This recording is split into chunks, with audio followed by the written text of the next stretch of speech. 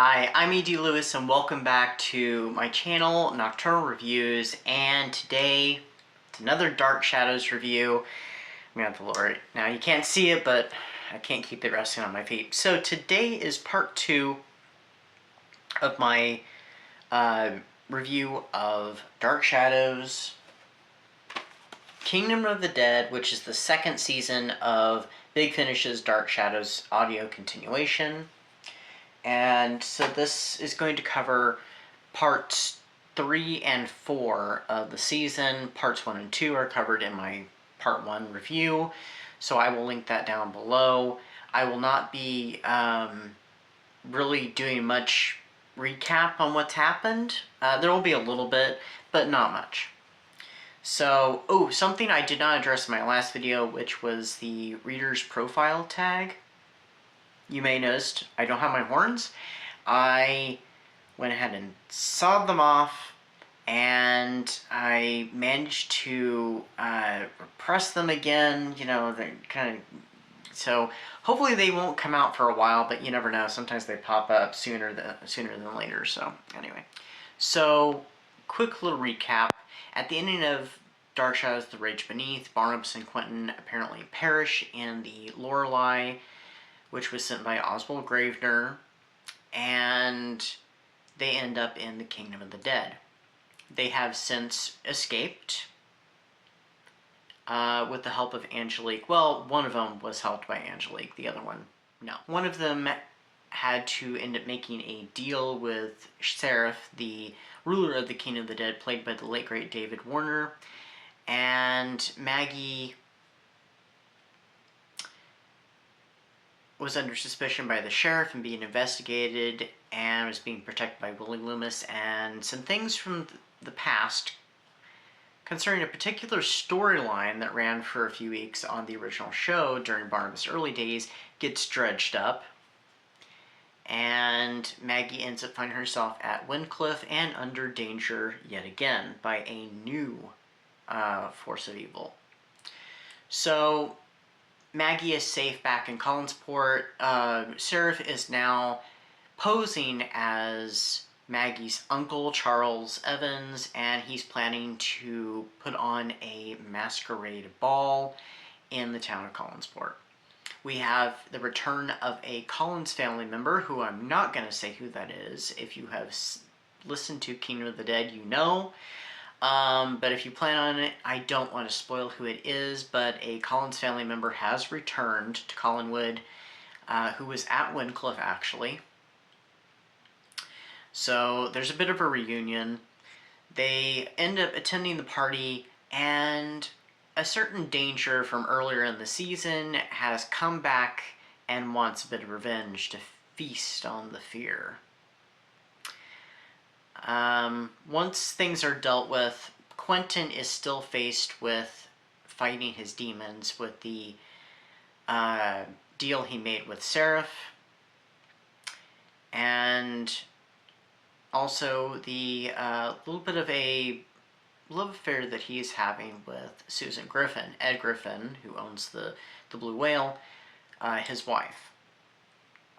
So things start to come to a head, and also Reverend Hartswood, who is the current caretaker at Eagle Hill Cemetery, who Maggie and Willie end up meeting.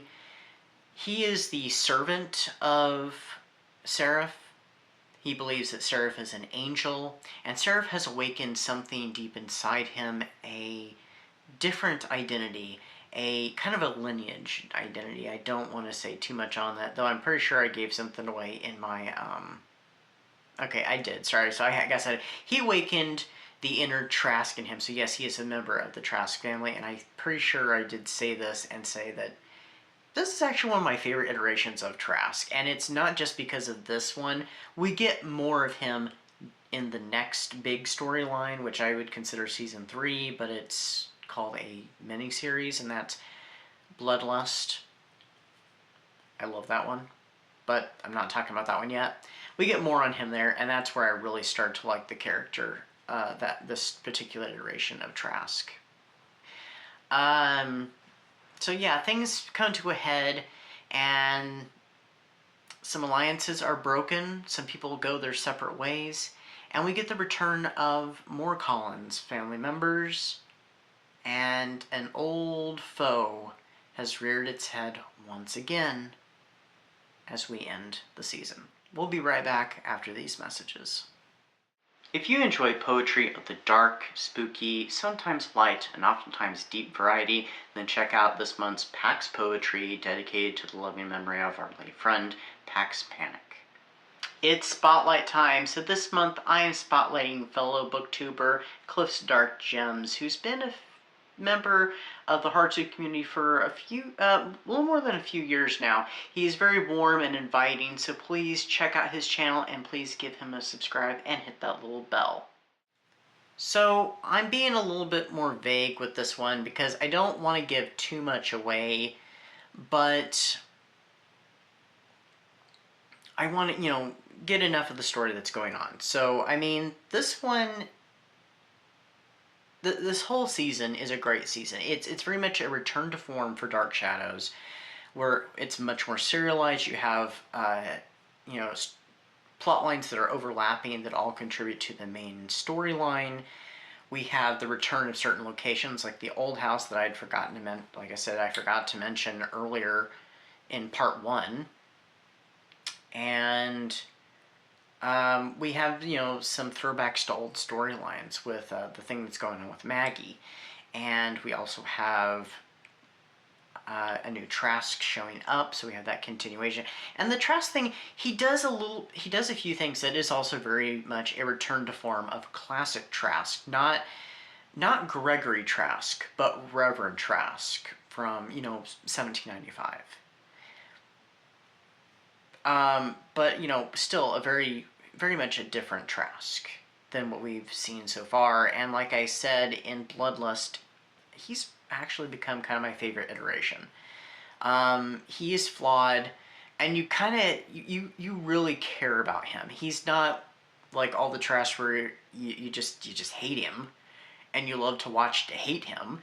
This one you actually care about, and I should be talking about that when I review Bloodlust, whenever I get to that.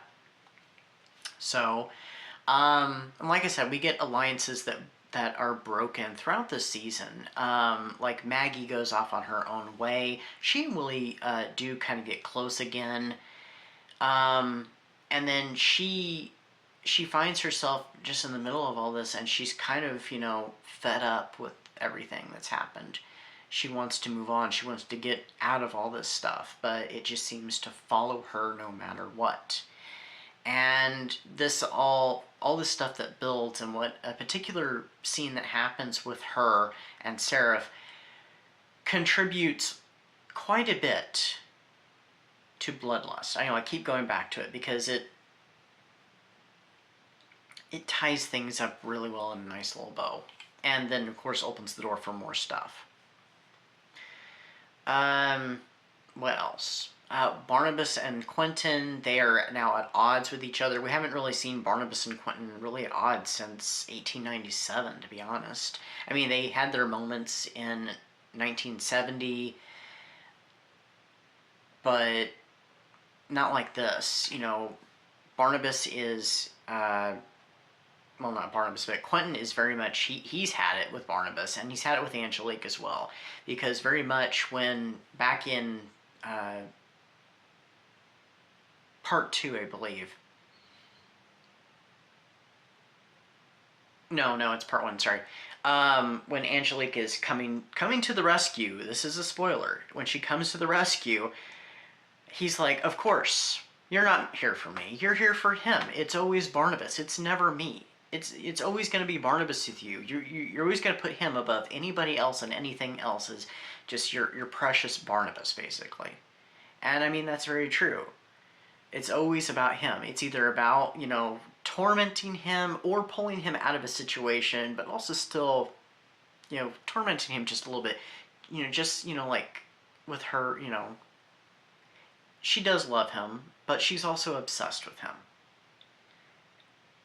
But, I mean, Barnabas at times wants to trust her, even though he doesn't want to trust her, but he does want to trust her. He wants to trust her when he needs her help. And then when she does work with him, like in 1897, and when she works with him against the Leviathans, he wants to trust her. And he puts his trust in her.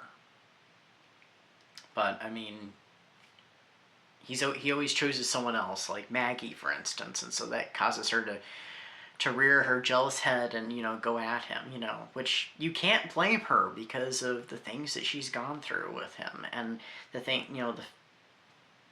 if you've read Angelique's Descent and you've listened to the audio as well for it, the Big Finish, you know the things that he kind of put her through when they were having their little thing in Martinique. So, but it was also nice to see the return of a few Collins family members, played by one of them played by a completely new actor. The other one I can't really say much about because that's another little surprise, and it's at the basically the tail end of part 4, and then we get our kind of little twist there, which will also carry on into Dark Shadows Bloodlust. We do get the return of another Dark Shadows actor, actually.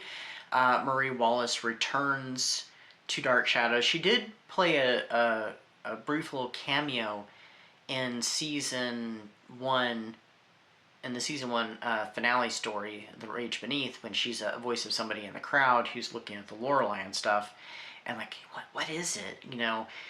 And she comes back playing Ed Griffin's mother, Jessica Griffin, and this is not a character that's a stranger to Dark Shadows, because if you've listened to Dark Shadows Return to Collinwood, the audio drama that was written by Jameson Selby, Marie Wallace played Jessica Loomis in that, and this is the same character. It's Jessica Loomis, Jessica, spoiler alert if you didn't know that, Jessica Griffin, who does, obviously I already spoiled it, does become Jessica Loomis much later on down the line.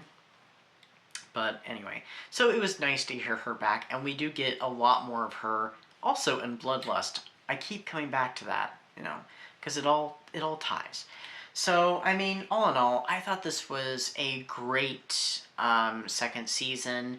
Very much like I said, return to form. It's more, it's one storyline, it's one whole story instead of 4 individual stories broken up into a couple episodes.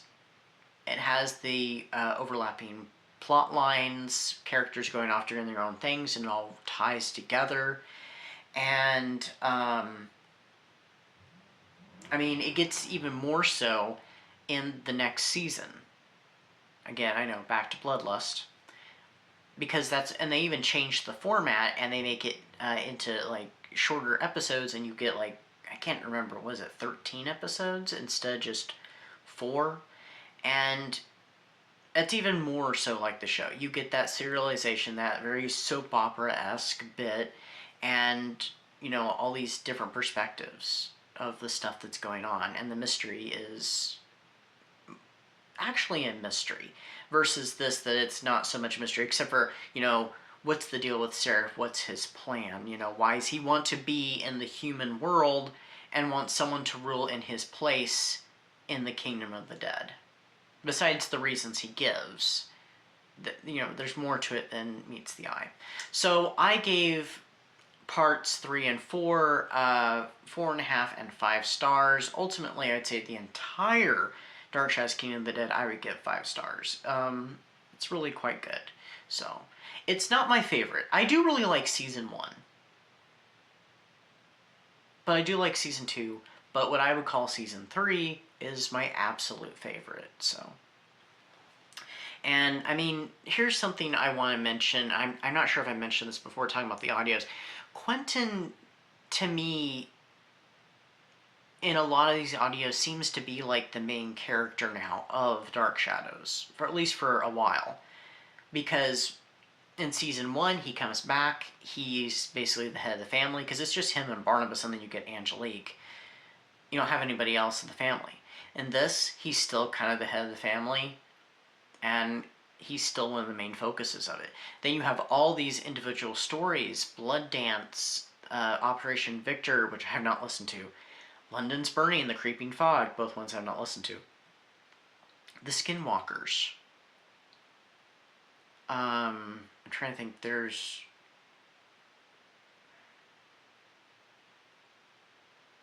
Anyway, those are, enough examples.